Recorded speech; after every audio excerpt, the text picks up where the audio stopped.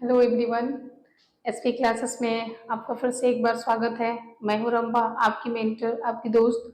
और आज मैं आई हूं आपके सामने लेकर के क्लास 9 चैप्टर 8 का एक्सरसाइज 8.1 जो आपके एनसीईआरटी बुक का है, जिसका सबसे पहला क्वेश्चन है क्या कि the angle of a quadrilateral are in the ratio 3:5:9:13, then find the all angle of the quadrilateral. यानी कि किसी क्वाड्रिलेटरल का एंगल का रेशियो दिया हुआ है और आपसे पूछ रहा है कि बताइए इन सारे एंगल मतलब जो क्वाड्रिलेटरल का जो चारों एंगल है वो कितने कितने डिग्री का होगा। तो कभी भी आपको इस तरीके से रेशियो दे करके आपसे पूछे, रेशियो दे दे एंगल का और आपसे एंगल फाइंड करने के लिए पूछे, तो सबसे पहले इस रेशियो में आप कुछ एक वेरिएबल कोई लगा लेंगे और तब का सॉल्व करेंगे। ठीक है, जैसे हम मान लेते हैं कि एबीसीडी एक क्वाड्रिलेटरल है और ये एबीसीडी का रेशियो दिया हुआ है। यानी कि हम सपोज कर लेते हैं कि A B C D E का रेशियो दिया हुआ है। ठीक है, और ये एबीसीडी का दिया हुआ है, तो हम मान लेते हैं कि ए दिया हुआ है 3, बी दिया हुआ है 5, सी दिया हुआ है 9 और डी दिया हुआ है 13। और अब इसको हमको फाइंड करना है। तो अभी तो ये रेशियो में दिया हुआ है, रेशियो आपका एग्जैक्ट वैल्यू नहीं होता, इसको इसका रियल वैल्यू ये नहीं होता है ना, ये रियल वैल्यू नहीं होता है। रेशियो रेशियो आपका ये कैसे ही कंपेरिजन करने के लिए दिया हुआ होता है। ठीक है, जैसे अगर एंगल 3 होगा तो बी 5 होगा, सी 9 होगा और डी 13 होगा। ऐसे आपका एक रेशियो देता है, एक आपका ऐसे कंपैरिजन के लिए। रेशियो से हम किसी भी वैल्यू को क्या करते हैं, कंपेयर करते हैं। लेकिन एक्चुअल वैल्यू निकालने के लिए रेशियो में हमको एक वेरिएबल लगा करके उसको एक्चुअल वैल्यू से क्या करना पड़ता है, कंपेयर, तब वहां से आपको एक्चुअल वैल्यू मिलेगा। चलिए, तो कभी भी आपको रेशियो देकर के क्वेश्चन सॉल्व करने के बोले तो सबसे पहले आपको क्या करना है, उस रेशियो में वेरिएबल लगा देना है।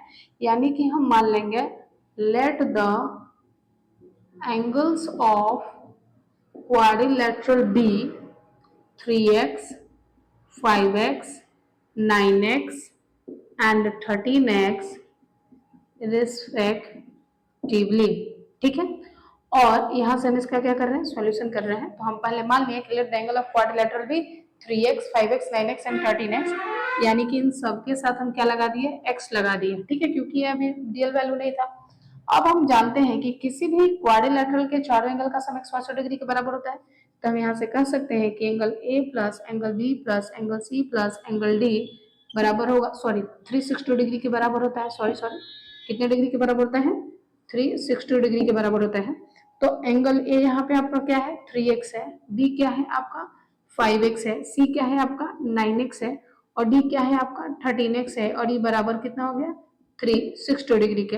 अब इसको आप जोड़ लें, तो जब आप इसको जोड़ेंगे तो ये 5 और 3 कितना हो गया, 8, 9 8 कितना हो गया 17, और 17 को जब आप 13 में जोड़ेंगे तो कितना हो जाएगा, 17 और 13 30। तो ये आपका हो गया 30x बराबर 360 डिग्री। यानी कि x बराबर हो गया 360 डिवाइडेड बाई 30। एक जीरो से एक जीरो, 3 से काटेंगे तो कितने बार में कट जाएगा, 12 बार में। यानी x का वैल्यू कितना हो गया, 12। लेकिन आपको x का वैल्यू नहीं निकालना है, सारे एंगल का वैल्यू निकालना है। तो आप देखें एंगल ए आपका किसके बराबर है, 3x के बराबर है, यानी 3 गुने 12, यानी 12 तिहाई 36। उसी तरीके से एंगल बी आपका क्या है, 5x है, तो 5 गुने 12, 12 से हम इसीलिए गुना कर रहे हैं क्योंकि x का वैल्यू 12 आया है। तो 12 पास कितना हो गया, 60। अब एंगल सी है तो ये आपका 9x है, तो हो गया 9 गुने 12, अब बरनवा 78 से हो गया 108। और एंगल डी आपका है 13 गुना x, यानी कि 13 को आप 12 से गुना कर लें तो ये हो जाएगा 144। और फिर आप इसमें ऐसे कर लिया, 12 को 13 से गुना कर ले, 3 दूनी को 6 2, यहाँ से हो जाएगा 13 2 5 यानी कि 156 डिग्री का ये एंगल हो जाएगा। अब जब आप इस चारों एंगल को आप जोड़ेंगे तो आपको 360 डिग्री के बराबर आ जाएगा। तो ये था आपका फर्स्ट क्वेश्चन का सॉल्यूशन। अब हम लोग चलते हैं सेकंड क्वेश्चन में। अब हम लोग देखते हैं दूसरे क्वेश्चन। दूसरा क्वेश्चन कहता है कि if the diagonal of a parallelogram are equal then show that it is a rectangle. यानी कि अगर किसी पैरेललोग्राम का दोनों डायगोनल इक्वल है तो वो रेक्टेंगल होगा। इस बात को प्रूव करने के लिए बोल रहा है, बोला कि एबीसीडी आपका वो बोल रहा है कि आपका एक पैरेललोग्राम है जिसका डायगोनल इक्वल है, तो आप बता दें कि वो प्रूफ कर दें कि वो रेक्टेंगल है। ठीक है, सेकंड क्वेश्चन आपको प्रूव करना है। तो हम यहाँ पे देख लिए कि एबीसीडी मेरा क्या है, पैरेललोग्राम। हम लिख लिए कि एबीसीडी गिवन क्या है, तो ABCD is a parallelogram in which diagonal AC is equal to BD। AC और BD आपका डायगोनल बराबर है और ABCD आपका पैरेललोग्राम है। और आपको ये प्रूव करना है कि ABCD क्या होगा, आपका रेक्टेंगल होगा। किसी भी पैरेललोग्राम को रेक्टेंगल प्रूव करने के लिए अगर उस पैरेललोग्राम के सारे एंगल को अगर हम 90 डिग्री प्रूव कर दें तो हम कह सकते हैं कि वो पैरेललोग्राम जो होगा वो क्या होगा, रेक्टेंगल होगा। ठीक है, तो सबसे पहले हम क्या काम करेंगे कि ये पैरेललोग्राम के जितने भी एंगल है उसको 90 डिग्री प्रूव करने की कोशिश करेंगे। चलिए, तो हम आ जाते हैं। इसके लिए पहले आपको इसको हम कैसे प्रूव करेंगे उसको देखिए आप। चलिए, हम आ जाते हैं इन ट्रायंगल ABC। हम ले लिए ABC एंड ट्रायंगल हम आ जाते हैं ABD। यानी कि दोनों ट्रायंगल इस सेम बेस पे ही खड़ा है, एक ये वाला ट्रायंगल और एक ये वाला ट्रायंगल। ठीक है, हम कह दिए कि इस ट्रायंगल में AB is equal to AB आपका दोनों में क्या है, कॉमन है, ये कॉमन साइड है, दोनों का ये बेस है। ठीक है, दूसरा आपको पता है कि AD बराबर होगा BC के, या इस ट्रायंगल का BC इस ट्रायंगल के AD के बराबर होगा। यानी कि आपका BC जो है वो बराबर होगा AD के, और वो इसलिए होगा क्योंकि ये अपोजिट साइड ऑफ पैरेललोग्राम है। क्या है, अपोजिट साइड ऑफ पैरेललोग्राम है। उसी तरीके से आप कह सकते हैं कि इस ट्रायंगल का AC और इस ट्रायंगल का BD बराबर होगा। और क्यों बराबर होगा, तो ये दिया हुआ है, ये गिवन है आपका कि AC बराबर है किसके, BD के। ये आपका क्या है, दिया हुआ है, देख ले यहाँ। ठीक है, तो हम कह सकते हैं कि इन दोनों ट्रायंगल का तीनों साइड्स क्या है, बराबर है। तो हम कह सकते हैं कि बाय SSS कॉन्ग्रुएंसी रूल हम ये कह सकते हैं कि मेरा जो ट्रायंगल है ABC वो कॉन्ग्रुएंट हो गया ट्रायंगल ABD के। यानी कि ABC किसके कॉन्ग्रुएंट हो गया, ABD के। जैसे ही ये दोनों ट्रायंगल कॉन्ग्रुएंट हो गए तो हम कह सकते हैं कि इस ट्रायंगल का जो एंगल होगा आपस में वो भी क्या होंगे, बराबर होंगे। यानी कि हम कह सकते हैं कि इस ट्रायंगल का एंगल B और इस ट्रायंगल का एंगल A दोनों क्या होंगे, बराबर होगा।